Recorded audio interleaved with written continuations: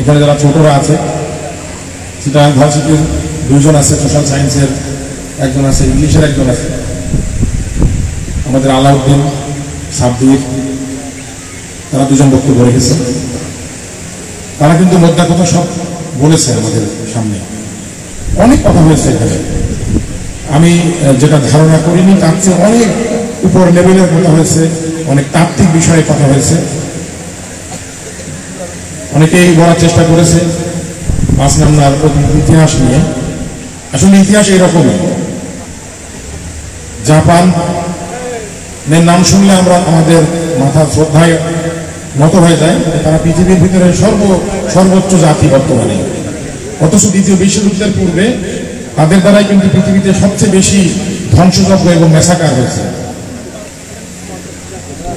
মোটামুটি সবার জানার কথা যে 1945 সালে আমেরিকা যখন ওখানে তাদের সবচেয়ে বড় 2টি শহর ধ্বংস করে দেয় অ্যাটম বোমা নিক্ষেপ করে, তখন সবাই কিন্তু ধরে নিয়েছিল যে জাপান পৃথিবীর মুখ থেকে ধ্বংস হয়ে গেল। জাপান কি ধ্বংস হয়ে গেছে? হয়নি। ধ্বংসই শেষ কথা না, যেখান থেকেই ধ্বংস সেখান থেকে আবার নতুনের শুরু। বিষয় হলো যে আলাউদ্দিন বলেছে যে সামাদ স্যার কি বলতেন, সবুজ বলেছে যে সামাদ স্যার এই ধরনের কথা আমাদেরকে অনেকবার বলেছে। উনি স্ট্রিক্ট কথাবার্তা বলতেন। উনি কিন্তু এখানে এখন থাকেন না, উনি আমেরিকায় চলে গেছেন। তো উনি আমেরিকায় চলে গেছেন এই বিষয়টাকে কিন্তু আমি ভালোভাবে দেখি না। আমার দেশে আমি থাকবো, এটাই স্বাভাবিক। আমেরিকায় যাচ্ছি মানে আমি আমার চিন্তা করছি, এখানে কিন্তু শুধু আমি কিছু না, সবাই মিলে আমরা যারাই দেশের ভালো চাবে তারাই দেশেই থাকবে, দেশের উন্নয়ন করবে। আর যারা শুধু নিজেরা শান্তি থাকতে চাবে তারা আমেরিকায় যাবে, ইউরোপে যাবে।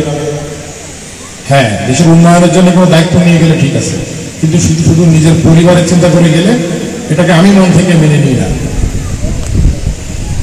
তো আমাদের হেড স্যার জাহাঙ্গীর স্যার অনেক কথা বলেছে, আমার শ্রদ্ধা বড় ভাই সাইদুল ভাই, উনি সহজ স্বীকারোক্তি দিয়েছেন। ওনার নিজের অপরাধের কথা, নিজের ভুলের কথা স্বীকার করেছে। এটা কিন্তু সহজ ব্যাপার না, নিজের ভুল স্বীকার করা কিন্তু কোনো সহজ কাজ না। মাদক নিয়ে বহু অনুষ্ঠানে কথা ওঠে, ইদানিং বিভিন্ন আমাদের জেলা উপজেলা পর্যায়ে মিটিংয়ে আমাদের যখন মাদকের বিরুদ্ধে বলতে বলা হয়, আমি প্রথমেই বলি যে যারা লম্বা লম্বা বক্তব্য দেয় তাদের ফ্যামিলিতে কে মাদক সেবী আছে, কে মাদকের বিষয় আছে, তাদেরকে বলতে বলেন, আর তারা কি ব্যবস্থা নিয়েছে সেটা বলতে বলেন। আমি আমার আপন ভাই, আমার চাচাতো ভাই, আমার ফুফাতো ভাই এরকম যারা ছিল এদেরকে জেলে দিয়েছি, আপনারা খোঁজ নিলে দেখতে পারবেন। নাশকতা আমরা দিয়ে জেলে রেখেছি, আপনারা খোঁজ নিলে জানতে পারবেন। সিদ্ধান্তহীনতা সবচেয়ে বড় একটা পাপ। যেটা সিদ্ধান্ত নেওয়ার দরকার সেটা এখনই সিদ্ধান্ত নিতে হবে। যারা সিদ্ধান্ত নিতে ভয় পায় তাদেরকে দিয়ে আর যাই হোক দায়িত্ব পালন করা সম্ভব না। সিদ্ধান্ত নিতে হবে, সেটা আমার সন্তান হোক, আমার ভাই হোক, আমার ভাইপো হোক, যেই হোক। যেটা ভালো সেটা ভালো, যেটা খারাপ সেটা খারাপ। ভালোকে ভালো, খারাপকে খারাপ বলাই সঠিক সিদ্ধান্ত। তো এখানে চুপ থাকার কোনো কারণ নাই। আমরা কেউই এখানে থাকবো না, আজ অথবা কাল আমাদেরকে এখান থেকে চলে যেতেই হবে। ভালো কিছু করতে হলে পরিশ্রম এবং বিভিন্ন সমস্যা ফেস করেই কিন্তু সামনে আগানো লাগবে। যেহেতু এখানকার সন্তানরা ধারাবাহিকভাবে বিভিন্ন গুরুত্বপূর্ণ জায়গায় যাচ্ছে, চিটাগাং ভার্সিটিকে বলা হয় বাংলাদেশের ভিতরে দ্বিতীয়, ঢাকা ভার্সিটিকে বলা হয় প্রথম, চিটাগাং দ্বিতীয়। সেখানে চান্স পাওয়া কিন্তু কোনো সহজ কাজ না, সেখানে সোশ্যাল সায়েন্স ইংলিশে পড়া কোনো সহজ কাজ না। এখানকার সন্তানরা সেখানে পড়ছে, এটা কিসের নিদর্শন? ভালো কিছুর নিদর্শন, ভালো কিছুর ইঙ্গিত। মোস্তাক অনেক কথা বলার চেষ্টা করেছে। আমাদেরকে একজন পিএইচডি হোল্ডার আছেন, আমি বলবো উনি শুরু করেছেন, ওনার 3 বছরে শেষ হয়ে যাবে। উনি ডক্টরেট করতেছেন, উনি গবেষণা ভিত্তিক বিভিন্ন বিষয়ে কাজ করছেন, এটা কিন্তু বিরাট ব্যাপার। আমার খুবই ভালো লাগছে যে আমি কিন্তু প্রথমে বুঝিনি, আমি মনে করেছিলাম যে কোনো আর্থিক সহযোগিতা নিয়ে কাজ করতেছে কোনো প্রতিষ্ঠান, সেরকম কিছু হবে। আমি প্রত্যেকের বক্তব্য খুব মনোযোগ সহকারে শুনেছি। আমি এখন তারা কি বলেছে পুরাটা বলতে পারবো। আমি খেয়াল করে শুনলে আমার কিন্তু খুব দীর্ঘদিন সেটা মনে থাকে। আমার কিন্তু আলাউদ্দিন, সাব্বিরের কথা মনে থাকবে, তারা কোন সাবজেক্টে পড়ে আমার মনে থাকবে। তো বিষয় হলো যে মনে রাখার মতো কাজ আমাদেরকে করতে হবে, এটাই নিয়ম। এবং সেটা ধারাবাহিকভাবে আমরা এখানে আসলাম, অনেক ভালো ভালো কথা বললাম, এখান থেকে চলে গিয়ে এটা ভুলে গেলাম, এরকম না। আমাদের সভাপতি জুমারুল ভাই উনি মোহমুক্তির কথা বলেছেন না? এই মোহমুক্তি কিন্তু কোনো সহজ ব্যাপার না। লোভ থেকেই মূলত মোহর জন্ম নেয়। মোহ মানে হলো লোভ, মোহ মানে হলো এটা আমাকে পেতেই হবে, এই মোটরসাইকেল তো আমার লাগবেই। এটা যখন আমি চিন্তা করবো যে এই মোটরসাইকেল তো আমার লাগবেই, তখন আমার ভিতরে লোভ তৈরি হবে এবং এটা পাওয়ার জন্য যে কোনো অপরাধ আমি করে ফেলবো। সেখান থেকে অন্যায়ের সৃষ্টি হবে, সমাজ ধ্বংস হবে। কাজেই মোহমুক্তি হতেই হবে, এটা খুবই গুরুত্বপূর্ণ। আর মানবতা হলো ভালোবাসা, দায়িত্ববোধ, মমতা, স্নেহ, সবকিছুর সমন্বয়।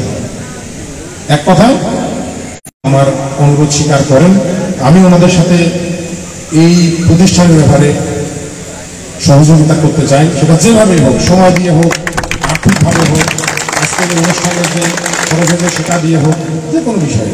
আমরা যখন প্রথমে এখানে আসি তখন এখানে লোক সংখ্যা কম ছিল। আমার বন্ধু মজনু কিন্তু খুব লজ্জা পাচ্ছিল যে অতিথিরা চলে এসেছে কিন্তু সিট সব খালি হয়ে আছে। আমি কিন্তু কিছু মনে করিনি, আমরা এসব বিষয়ে অভিজ্ঞ, আমরা জানি সবাই চাই যে অনুষ্ঠান শুরু হলে তারপরে যাব, গিয়ে বসে থাকবো কেন। এটা কিন্তু সময়ের একটা মানে সময় যে গুরুত্বপূর্ণ সেটাও প্রদান করে।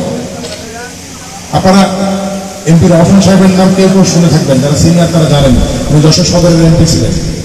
আমি যখন অনেক ছোট, আমি ওনার সাথে একটা কাজে দেখা করতে গিয়েছিলাম, তখন অনেক ছোট আমি। তো উনি একটা অনুষ্ঠানে গেছেন, সেখানে দেখা করতে গেছি। তো মঞ্চে লোক বসে আছে, মঞ্চে 10টা চেয়ার, সামনে বসে আছে 9 জন, অর্থাৎ দর্শক 9 জন, অতিথি 10 জন। অন্য নতুন তারা বলতেছে যে লোকজন আসেনি, আমরা বক্তব্য দেবো না, চলেন। তো রহমান সাহেব উনি বললেন যে এখানে যদি একজন শ্রোতা থাকে তাহলে আমি বক্তব্য দেবো, আমি যদি সেখান থেকে বক্তব্য দিয়ে না দিয়ে চলে যাই, আমার পরবর্তী অনুষ্ঠানে কেউ নাও আসতে পারে। একজন এসেছে মানে আমার দায়িত্ব এখানে কথা বলা, একজনের জন্য হলেও আমাকে বলতে হবে। আসলে অনেক বড় মনের মানুষ, অনেক বড় মনের মানুষই আমাদের এই সমাজে আছে। আমরা এরকম বলার সুযোগ দিলে বিভিন্ন অনুষ্ঠানের মাধ্যমে হোক, বিভিন্ন পরিস্থিতি ওনারা আমাদের সামনে চলে আসবেন। আর ভালোরা সামনে আসলেই খারাপরা পিছনে চলে যাবে, এটাই নিয়ম। বলে যে আমি অনেক কিছু পড়ি, আপনারা জিজ্ঞাসা করবেন, ক্লাসের বই তো পড়েই, তাদেরকে জিজ্ঞাসা করবেন যে তুমি আর কি বই পড়ো, কি বই পড়েছো, আপনারা বই কিনে নিয়ে তাদেরকে দিবেন। আমি তো প্রতি মাসে একটা করে বই আমার মেয়েকে কিনি এবং সেটা সে পড়েছে কিনা আমি সেটা আবার জিজ্ঞাসা করি এবং আমি নিজে বই পড়ে তারপরে সেই বই তার কাছে দিই যে সে এই বই পড়ার উপযুক্ত সে হয়েছে কিনা। আমি এটা নিয়ে বিভিন্ন রকমের চিন্তা ভাবনা করি। আমি আমার মেয়ে ইন্টারমিডিয়েট ফার্স্ট ইয়ারে পড়ে, তাকে আমি এপিজে আব্দুল কালামের বই দিলাম। আমি দেখলাম যে বই শেষ হচ্ছে না, সে 15-20টা বই আর পড়তেছে না। আমি বুঝলাম যে এই লেখা পড়ার মতো তার এখনো মেন্টালিটি তৈরি হয়নি। আমি একটু চেঞ্জ করে দিলাম, একটু নিচের দিকে আসলাম। আমি দি কাইট রানার বইটা কিনলাম, ব্রেড উইনার কিনলাম, ওরা জানবে ধরার কথা। দেখলাম যে ওটা 4-5 দিনের ভিতরে পড়ে ফেলবে। এইভাবে যারা পড়াশোনা করতেছে তাদেরকে পড়ানোর কৌশল, তাদেরকে লক্ষ্য রাখা, তাদেরকে সহযোগিতা করা, আবার তারা কি করতেছে সেটা খোঁজ নেওয়া, সবই কিন্তু আমাদের দায়িত্ব।